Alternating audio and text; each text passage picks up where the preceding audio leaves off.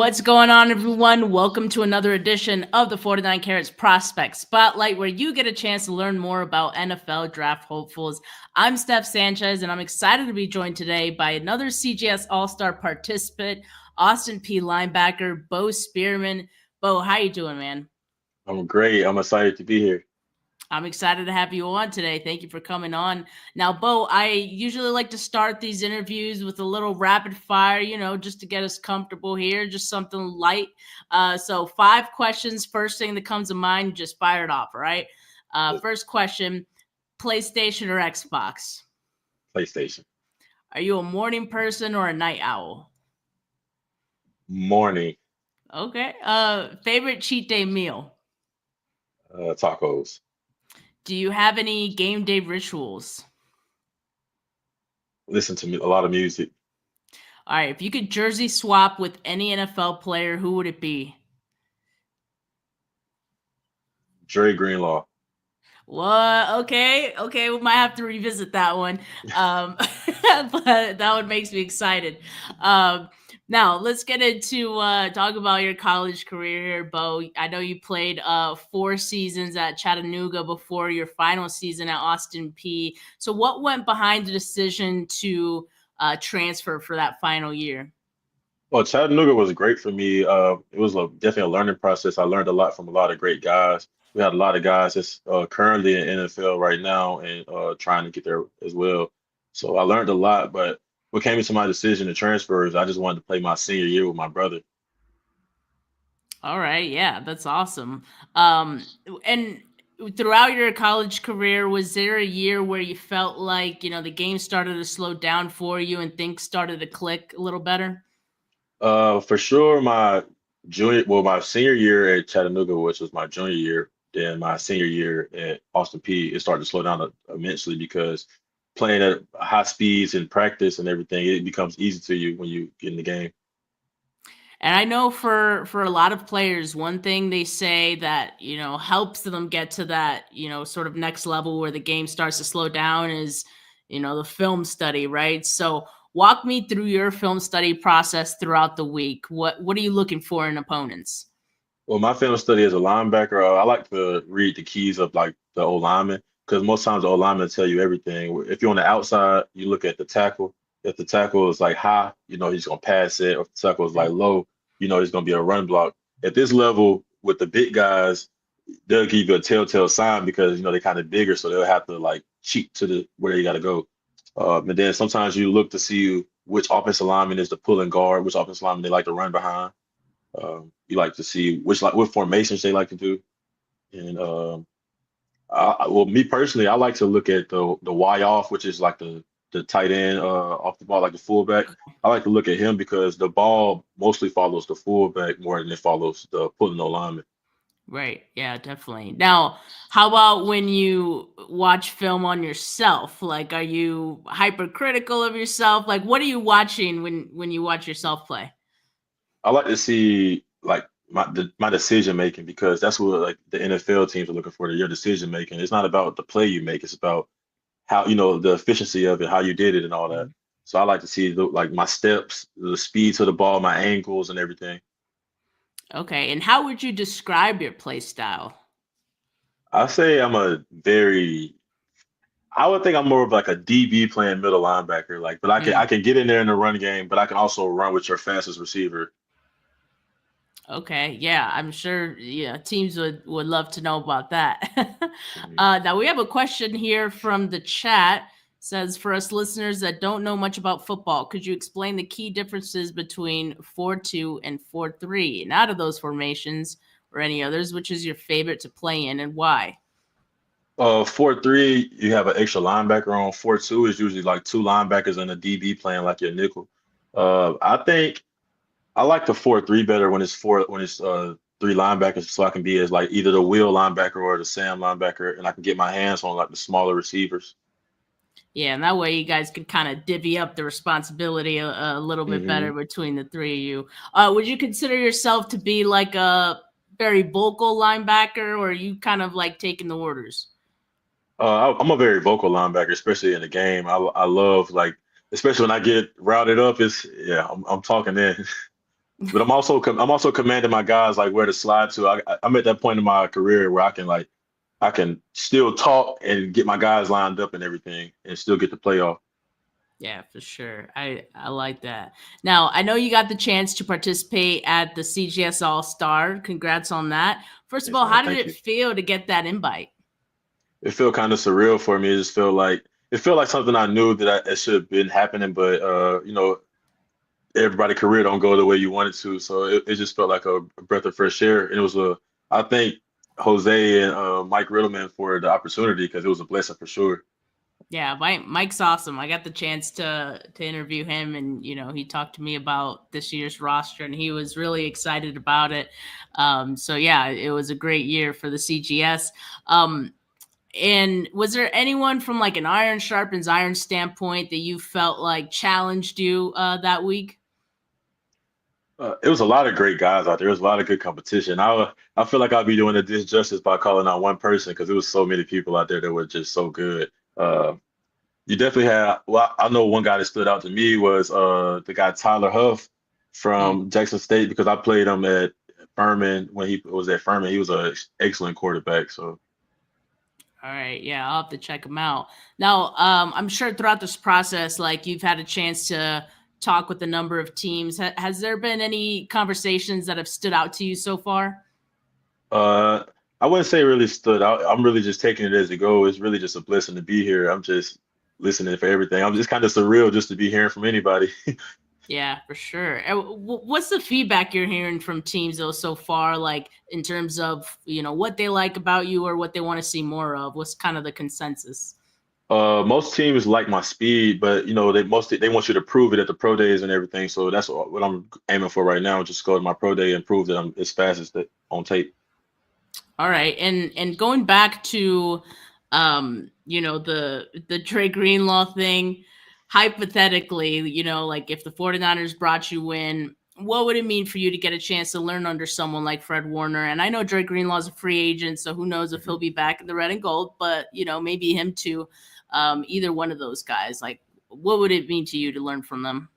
It would mean a lot. They're two of the greatest. Well, Fred Warner is the best in the league right now. So like it would mean a lot to learn from guys like that. Like they have a lot of knowledge they can teach you because they've been there, done everything. They already had their rookie moments in the league, so they know everything. So I would love to learn from the guys like those. Now, are there any other like players in the NFL that you watch a lot of, or maybe like have modeled your game after? Definitely like Roquan Smith and like Devin White because like they're like the same body composition. We both like all speedy linebackers that cover sideline to sideline. So covering watching after them, yeah, it just showed me how NFL linebackers should play the game. For sure. Another question here from the chat. What areas of your game do you feel took the longest to develop? And what would you tell your younger self to do differently? So that's a two-parter. You could go with the first Mhm. one first. What took longest to develop? The part that took the longest to develop would have to be just using my hands because I came in as a smaller linebacker. I think I came in at like maybe like 205, 210. So I was like more so dipping and ripping under people than using my hands. But when I finally learned that like if you use your hands, you can create that separation. I would tell my younger self to just use your hands. Just trust what your coach is teaching you. All right, and the second part here, what would you tell your younger self to do differently? Is the use your hand thing, or is there something else? Yeah, for sure. Just use my hands and just listen to what my coach is saying and like not have such an ego about myself because yeah. I wasn't ready for it, but I thought. Gotcha. Now, another question here from CG. What motivates you to be better, especially against opponents? What motivates me to be better is just like it's just I'm a football player. Like I just like to win. Like this is what I love doing. I can't see myself doing anything else. So it just feels like if you don't get it now, somebody could take that from you, you know? Yeah, for sure. And then who or what has had the biggest impact in your progression as a linebacker? Uh I would say it's like it's three people for me. I would say definitely my coaches from both schools, Austin P and Chattanooga. I learned a lot from both of them. My coach at Austin P played linebacker at Eastern Carolina. His name Brandon Williams. My Then my coach at Austin Peay, my coach at Chattanooga, he was just an amazing linebacker coach. He taught me like the footwork, all the like the fundamentals of the game. And I'll also say I learned a lot from my uncle. My uncle, his name is Spearman. He played in the NFL as well with the Cincinnati Bengals. He played linebacker. So So I saw this. Don't you have two uncles that have played in the NFL? yes, ma'am.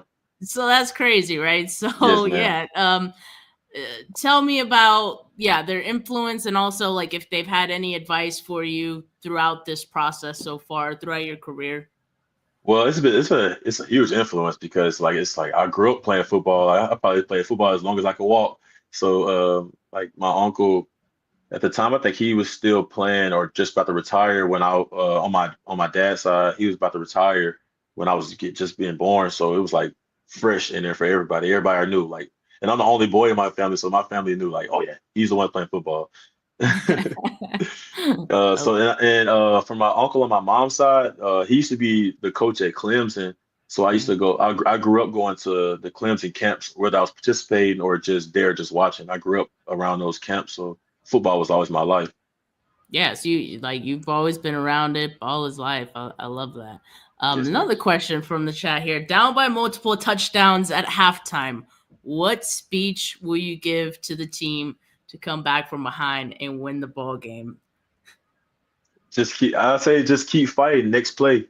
It's been many times where I've been in that situation. Yeah, yeah. It's just about just keep fighting, just keep on playing because you never know when the momentum will swing. All it takes is one play to change the game. Nice. Yeah, we're getting a lot of questions from the chat. Shout out you guys. I love it. Now, are you a trash talker, or do you kind of just let your play do the talking? I'll say I'm both. It depends on the game. It depends on like the yeah, it depends on the game, the atmosphere of the game. I like to be quiet sometimes, but most times when I get going, I'm going.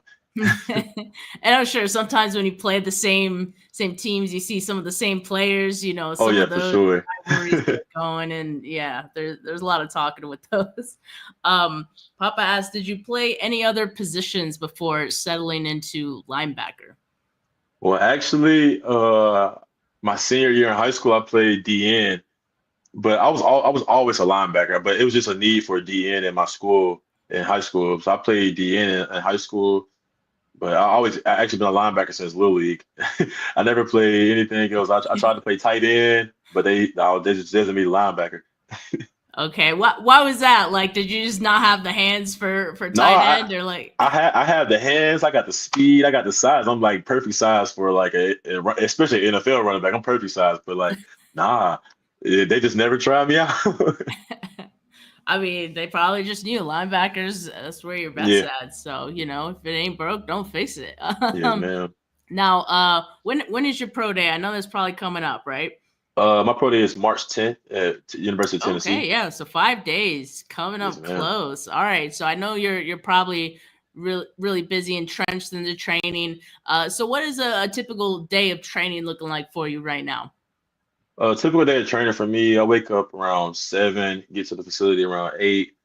We do speed work in the morning, and then we come back around 3 o'clock, and then we do like weight training around that time.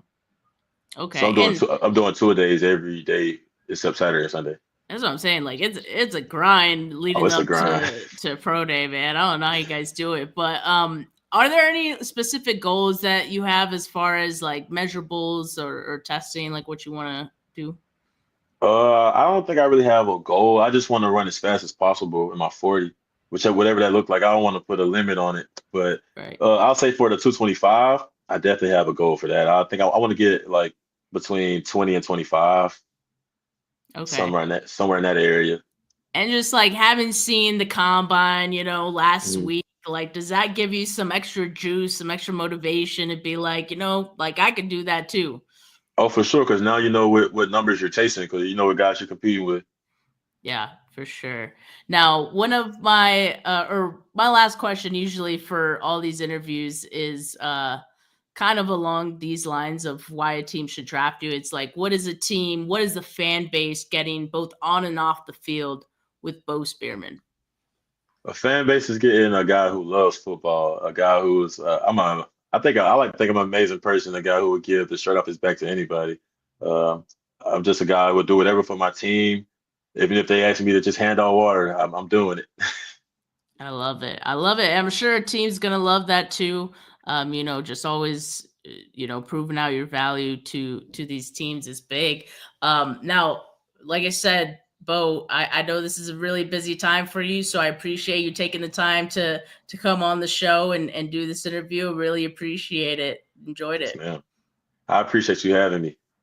And of course, best of luck, for your pro day. I'm going to be tuning in and seeing what the results are for that day and rooting for you, of course, that day and the next few months and beyond. Yes, ma'am. I appreciate you. I appreciate everyone that tuned in as well. Everyone who dropped in some questions. You guys are awesome. Make sure you like this video. Make sure you subscribe to the channel if you haven't yet, because there will be plenty more prospect spotlight interviews just like this one. But for now, have a good rest of your Wednesday, folks. Peace.